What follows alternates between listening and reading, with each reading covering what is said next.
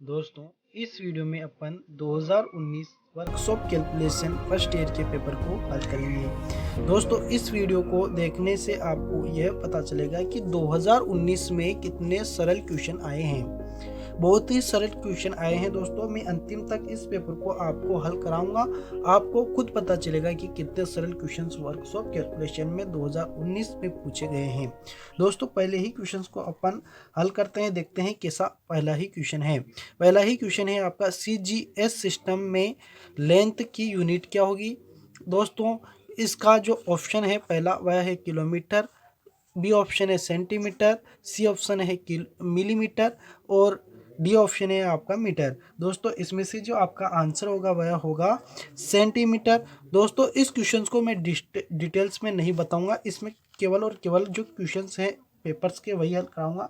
Details में मैंने जो चैप्टर वाइज क्लासें अपलोड कर रखी है प्लेलिस्ट में, तो वहां जाकर आप देख सकते हैं। दोस्तों, अगर आप पहली बार हमारे इस चैनल पर आए हैं तो चैनल को आपको सब्सक्राइब कर लेना चाहिए। चैनल को सब्सक्राइब करने से यह फ़ायदा होगा दोस्तों कि हम जो है ना आपके फर्स्ट ईयर से रिलेटेड और सेकेंड ईयर से रिलेटेड जो भी आपकी सब्जेक्ट हैं उसके तमाम टॉपिक वाइज वीडियो अपलोड करते हैं। उसी के साथ मॉडल पेपर्स अपलोड करते हैं, मॉक टेस्ट अपलोड करते हैं और टेलीग्राम पर PDF शेयर करते हैं। दोस्तों, तो आपको इस चैनल को सब्सक्राइब कर लेना चाहिए। यह चैनल पूरी तरह से ITI से रिलेटेड है। दूसरा क्वेश्चन है आपका, इनमें से क्या एक फेरस धातु है। दोस्तों, फेरस धातु क्या एल्यूमिनियम, ब्रास यानी कि पीतल, लेड या पिग आयरन। तो दोस्तों, इसमें आंसर होगा आपका पिग आयरन।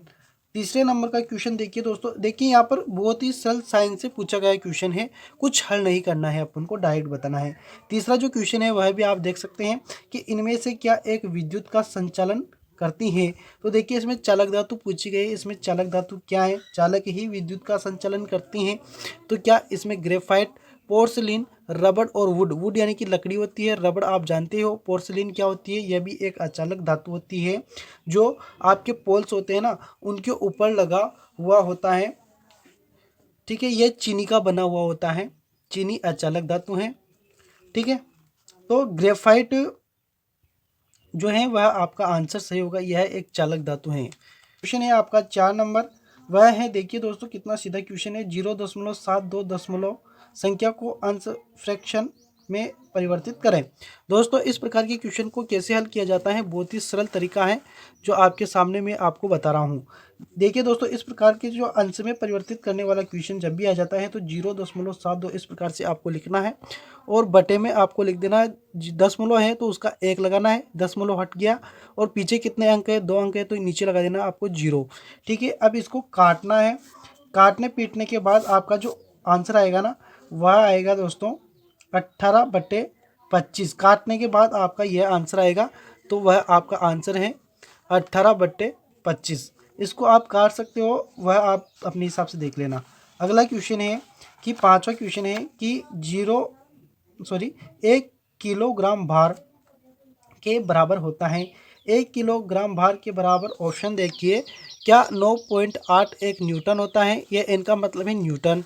आगे बढ़ते हैं तो वह है आपका 981 न्यूटन। यहाँ लिखा है 98.1 न्यूटन और आगे लिखा है 9.810 न्यूटन। तो इसमें से जो आपका आंसर होगा वह होगा 9.81 न्यूटन। यह है दोस्तों किलो भार की मान होता है। 1 किलो भार का जो मान होता है वह होता है 9.81 न्यूटन। आगे क्वेश्चन को हल करते हैं अपन। अगला क्वेश्चन है आपका जो है 6 नंबर का क्वेश्चन, वह है घनत्व और विशिष्ट गुरुत्व के बीच मुख्य अंतर क्या होता है। घनत्व और विशिष्ट गुरुत्व के बीच में जो अंतर होता है ना वह होता है यूनिट का अंतर होता है। ठीक है, भार सेम रहता है, द्रव्यमान सेम रहता है और आयतन भी क्या रहता है, सेम रहता है। क्वेश्चन है आपका, वह है 4761 का वर्गमूल के बराबर होता है। दोस्तों, वर्गमूल क्या होता है कि यह वर्ग लिखा है, इसका वर्गमूल अपन को निकालना है। दोस्तों, जैसे कि आपके सामने यहाँ पर 4 वर्ग दे रखा है और पूछा गया है कि 4 का वर्गमूल क्या होता है, तो आप बताओगे कि 2 होता है। क्यों, क्योंकि 2 × 2 बराबर क्या होता है, 4 होता है। तो जिससे गुणा करते हैं वही क्या होता है, उसका वर्ग होता है, लेकिन जो संख्या गुणा करते हैं अपन वह वर्गमूल होता है। यह वर्गमूल है और यह वर्ग है। तो यहाँ अपन को वर्ग दिया है, इसका वर्गमूल पूछा है, जो इधर लिखे हैं 4 ऑप्शन, इसमें से कौन सा होगा। दोस्तों इस प्रकार के क्वेश्चंस को अपन सीधे तरीके से ऑप्शन को देखकर कर सकते हैं। जैसे कि दोस्तों मैं आपको बता दूं कि अपन जैसे कि 12 का जो वर्ग होता है ना, वह होता है 144। जब आप 12 को 12 से गुणा करेंगे तो 144 होगा। 144 तो 2 को 2 से 12 को जब 12 से गुणा करते हैं तो क्या होता है 144। यह वर्ग है और यह वर्गमूल है। अपन को यहाँ पर वर्गमूल ज्ञात करना है।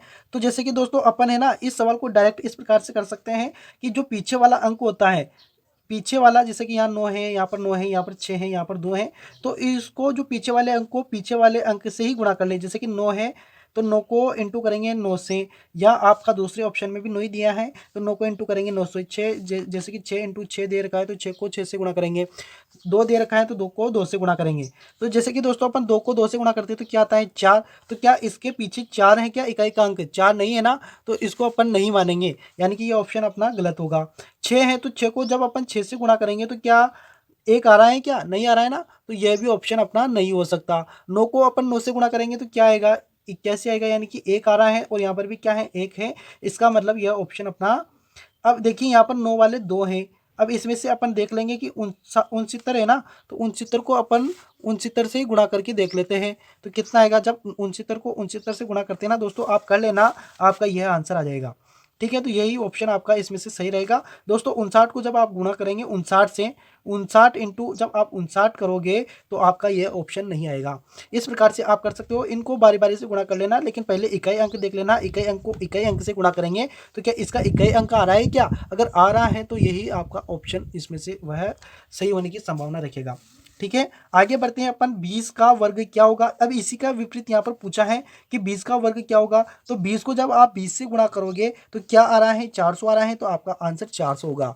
ठीक है, आगे बढ़ते हैं अपन 9वें नंबर के क्वेश्चन पर आते हैं। वह है वेग की दर में होने वाले बदलाव को कहा जाता है। तो वेग की दर में होने वाले बदलाव को त्वरण कहा जाता है। दोस्तों यह आप ध्यान रखना, इसको आप डायरेक्ट याद रखना है, इसमें कोई फॉर्मूला आपको नहीं लगाना है। अगला क्वेश्चन है आपका 10वें नंबर का क्वेश्चन है। एक ढलाई का भार 2 किलोग्राम है, एक ढलाई है उसका भार 2 किलोग्राम है और अन्य ढलाई का 200 ग्राम है। तो दोनों भारों की तुलना कीजिए। दोस्तों इसमें अनुपात में अपन को इसको निकालना है। यहाँ पर एक ढलाई का 2 किलोग्राम है, 2 किलोग्राम बराबर होता है 2000 ग्राम। ठीक है, और आगे बताया गया है कि दूसरी अन्य ढलाई है जिसका 200 ग्राम है, तो इसका 200 ग्राम है। तो इनका अपन को तुलना करना है, तो अनुपात अपन को याद करना है। जब भी इस प्रकार से अनुपात वाला क्वेश्चन आपसे पूछ लिया जाए तो आपको 2000 लिखना है, ऊपर नीचे लिखना है 200। जब आप इसको हल करोगे 2 जीरो से 2 जीरो कट जाएगी, इस 2 को एक बार कटेगा 2 से, और ये 2 से कटेगा 10 बार, तो क्या आया है आपका 10/1, 10/1 आया है। तो इसको आप इस प्रकार से लिख सकते हैं 10:1। ठीक है, 10:1 तो ऑप्शन में कहाँ है, यहाँ पर है, तो यही आपका आंसर सही होगा, यह आंसर। ठीक है, आगे आपका जो क्वेश्चन है 11वें नंबर का क्वेश्चन है कि 5 किलोग्राम के 250 ग्राम को प्रतिशत में बदलिए। मतलब 5 किलोग्राम के 250 ग्राम को, 5 किलोग्राम के 250 ग्राम को किस में बदलना है दोस्तों, प्रतिशत में बदलना है। अब 5 किलोग्राम बराबर होता है आपका 5000, ये आप ध्यान रखना 5000 ग्राम। ठीक है, और इसको 250 ग्राम, यानी कि आपको क्या याद करना है, तो 5000 का आपको प्रतिशत ज्ञात करना है, बराबर 250 ग्राम आएगा टोटल, यानी कि प्रतिशत आपको ज्ञात करना है। तो दोस्तों इस प्रकार के क्वेश्चंस को कैसे हल किया जाता है, तो आप इस प्रकार से इसको हल कर सकते हैं कि 5000 को लिखना है आपको नीचे, इस प्रकार से 5000 को आपको नीचे लिखना है और ऊपर लिख देना है 250।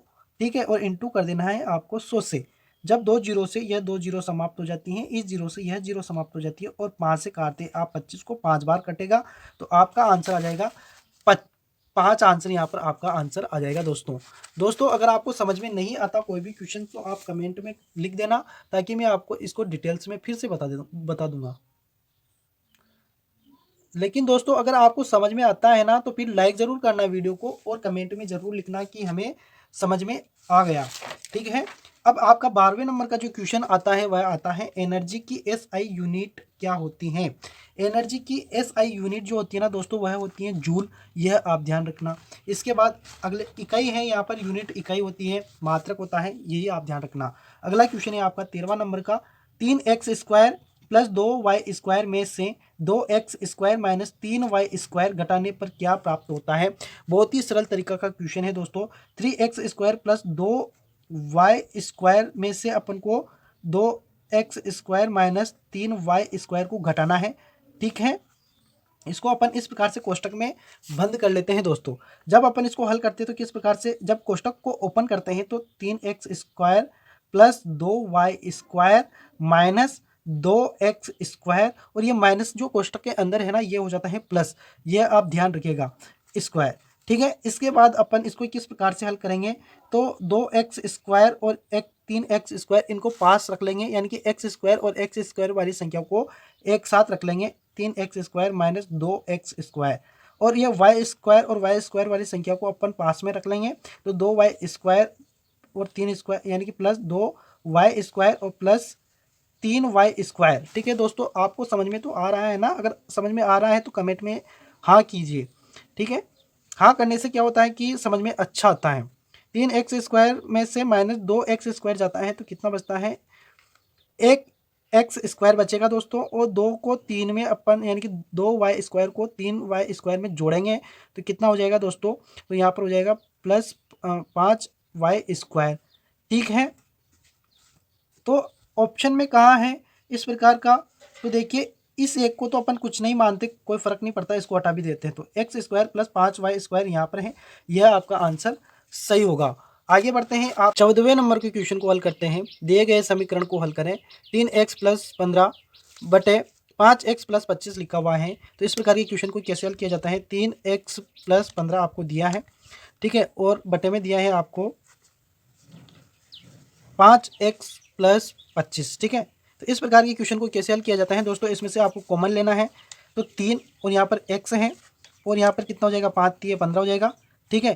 तो यहाँ पर 5 कॉमन ले लेंगे तो x प्लस यहाँ पर क्या हो जाएगा 25 हो जाएगा, 5 पंजे है ना, तो इससे यह कट जाएगा दोस्तों, सेम है, बचे क्या 3/5, तो 3/5 आपका आंसर सही हो जाएगा दोस्तों।